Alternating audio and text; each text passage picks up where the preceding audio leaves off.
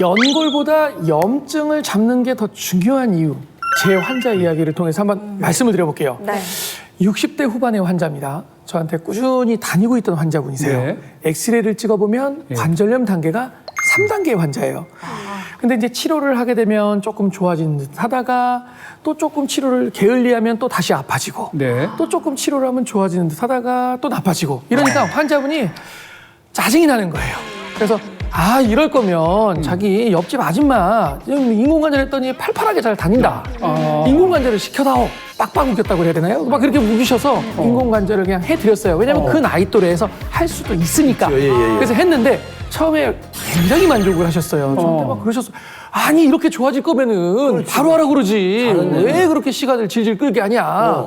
내가 지금 6개월 동안 그렇게 고생을 했지 않냐. 그래서 했는데 너무 이렇게 잘 다니시다가 한 5년쯤이 지난 다음에 갑자기 병원에 오셨는데 무릎이 이렇게 땡땡 부어가지고 오신 거예요. 막 이렇게 절고 막 이렇게 오신 거예요. 그래서 깜짝 놀라가지고 제가 아니 왜 간만에 오셔가지고 왜 이런 상태로 오셨냐라고 얘기했더니 쭈그리고 앉아서 계속 일을 막 계속 하고 그랬었는데 그렇게 무리를 하고 난 다음에 갑자기 굉장히 관절 주변에 염증이 생겼고 그 염증을 관리를 잘 하지 못해서 문제가 생긴 거였죠.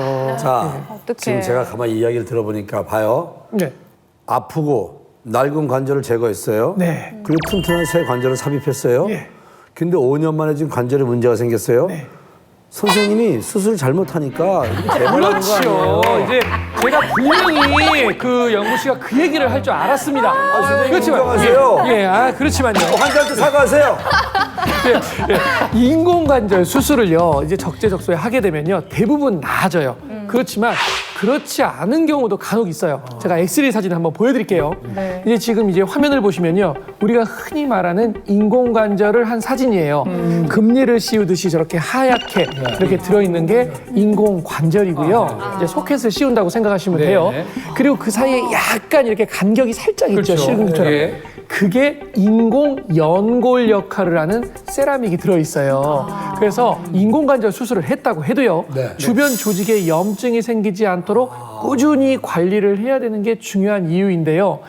재활이 제대로 잘 안 되거나 또는 내가 아프지 않다고 해서 과도하게 막 이렇게 무분별하게 사용할 경우에는요, 관절 주변 조직에 염증이 생길 수가 있고, 염증이 생기게 되면 수술 후에도 염증으로 인해서 통증이 생길 수가 있는 거죠. 실제로 인공관절 교체 수술 환자의 20에서 30%는요, 수술 후에도 통증과 장애를 경험한다고 하죠. 안타깝다. 그러면 이거를 다시 정리를 해본다면은 인공관절 수술을 했는데도 통증이 생길 수 있다는 말은 곧 연골이 손상되지 않았는데도 관절 통증이 발생할 수 있다. 그렇게 볼 수 있는 거네요. 역시 대단합니다.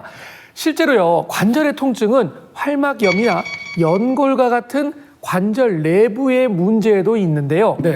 인대, 힘줄, 윤활랑, 근육뼈 등 관절 주위의 통증의 경우도 많다는 연구 결과도 있죠. 그러니까요, 연골이 닳는 것은요, 관절의 구조적인 문제일 뿐 통증과 직접적으로 연결되어 있지 않을 수도 있어요. 그러네요. 여기 사진처럼요, 지금 저 정도의 관절염은 사기에 해당하는 말기 관절염인데요.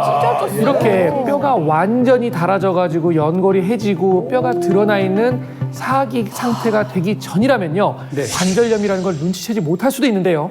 왜냐면은 연골에는 통증을 느끼는 신경세포가 없어서요, 얇아져도 통증을 느끼지 못하기 때문입니다. 이 얘기는 바꿔 말하면 내가 관절염이 있다고 무조건 통증하고 이퀄이다, 이거는 아니라는 얘기를 말씀을 드리는 겁니다. 이게 통증이 없으면 어쨌든 내가 그걸 겪고 있는지 모르니까 늦게 발견될 수가 있는 거잖아요. 그렇게 되면 상황은 더 심각해진 채로 진행이 되는 거고 회복도 쉽지가 않겠는데요? 맞습니다. 이게 회복이 쉽지 않은 또 다른 이유가 하나 더 있는데요. 우리가 장기가 손상돼서 회복이 되려면 혈관에서 영양소를 공급을 받아야 되는데 연골에는 혈관도 없기 때문에 재생이 쉽지 않은 거죠. 그래서 신경세포가 없으니까 통증을 느끼지도 못하고 손상돼도 자연재생이 쉽지 않기 때문에 관절염은 침묵의 질환이라고 불리우긴 하는데요. 그러니까 관절은 통증이 느껴지기 전에 관리를 정말 잘해야 하고요. 만약에 통증이 느껴지기 시작했다면 염증 관리가 매우 중요하다는 거죠. 네. 선생님 말씀대로 저 오래됐죠. 한 20년 전에 무릎에 이렇게 볼록 나와갖고 물이 찬 적이 있어요. 그게 저희가 성우잖아요. 오래 서가지고 이게 직업병이 아닌가 싶은데 오래 서 있고 그러면 이렇게 무릎에 물이 이렇게 살짝 차더라고요. 근데 무릎이 이렇게 붓고 열이 나는 거는 관절에 생긴 그 염증 때문인가요? 근데 오래 두면은 이게 퍼진다면서요, 돌아다닌다면서요. 얼마나 걱정이 되는지 몰라요. 돌아다닌다고요? 네. 무슨 염증이 뭐 발이 달렸어요? 뭐 몸속에 돌아다니게? 예? 말 같은 소리를 해요. 무서워. 안 그렇습니까? 살아있는 것도 아닌데 뭐 그렇게 발 달린 것도 아닌데 이렇게 막 몸속에 돌아다니는 게 맞아요? 사실 제 환자분 중에서도 조용우 씨랑 비슷한 말씀을 하시다가 낭패를 보신 분이 계셨습니다. 아이고. 어떡해요. 제 이 환자분은요, 워낙에 운동을 좋아하시는 환자분이셨어요. 그 정도 비슷하네요, 조용우 씨랑. 그분이 이제 40대 젊은 나이에 어느 순간 무릎이 아프다고 하시더니, 관절염 2기를 진단을 저희가 드렸습니다. 근데 여기서 끝난 게 아니에요. 네. 무릎 관절염 2기였잖아요? 그럼 다음이었는데 어깨가 아프시대요? 손목이 아프시대요? 팔꿈치가 땡긴대요? 발목도 붓는다고 그래서 왜? 병원에 다니시는 거 싶더니 병원에 안 오시더라고요. 발이 있긴 있나 봐. 그리고 그 이후로 환자분을 잊고 있었는데 네. 한 5년 정도 지났나? 그리고서는 이제 병원에 오셔가지고 전반적으로 검사를 한번 받고 싶다라고 찾아오신 거예요. 저는 이제 오래간만에 뵀으니까 반가워서 여러 가지를 이제 여쭤보고 그러는데 병원 다녔던 얘기를 했는데 잘 정확하게 기억을 못 하시는 것 같더라고요.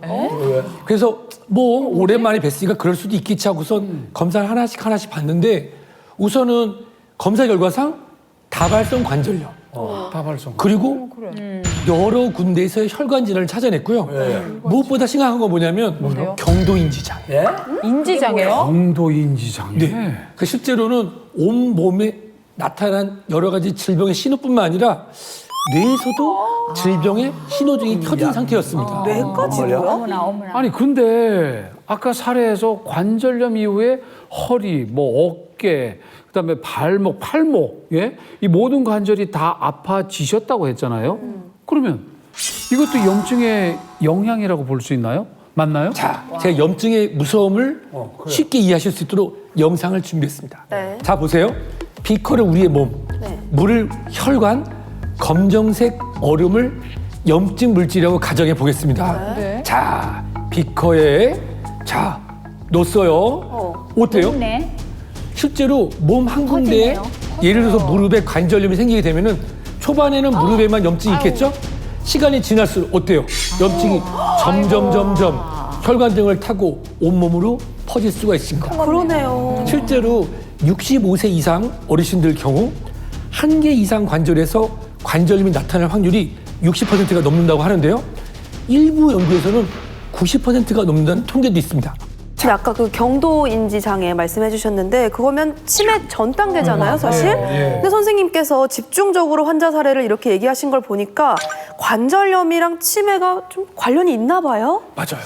50대 이후에 가장 두려워하는 질환을 꼽히는 질환이 바로 치매인데요. 이 치매가 관절염과 관련이 있을 수도 있습니다. 이게 뭔 소리야? 실제로 이 골관절염 환자가 치매에 걸릴 위험이 높다는 연구 결과도 있고요. 또 다른 연구에서는 이 관절의 통증을 호소한 기간이 1년씩 늘어나는 것과 뇌의 용적이 1.3 세제곱센티미터, 즉 이 부피가 감소하는 것과의 연관성을 주목해서 관절염하고 치매가 관련이 있을 수 있다는 것을 제시하였습니다. 그 선생님 말씀 이제 들어보니까 우리 엄마가 치매로 앓다가 10년 앓다가 돌아가셨는데 근데 엄마가 관절염이셨거든요. 그래서 치매로 연결이 된 게 아닌가. 그때는 이런 생각을 전혀 안 해봤거든요. 별 따로 생각을 했는데 지금 말씀 듣고 보니까 연관이 있는 게 아닌가.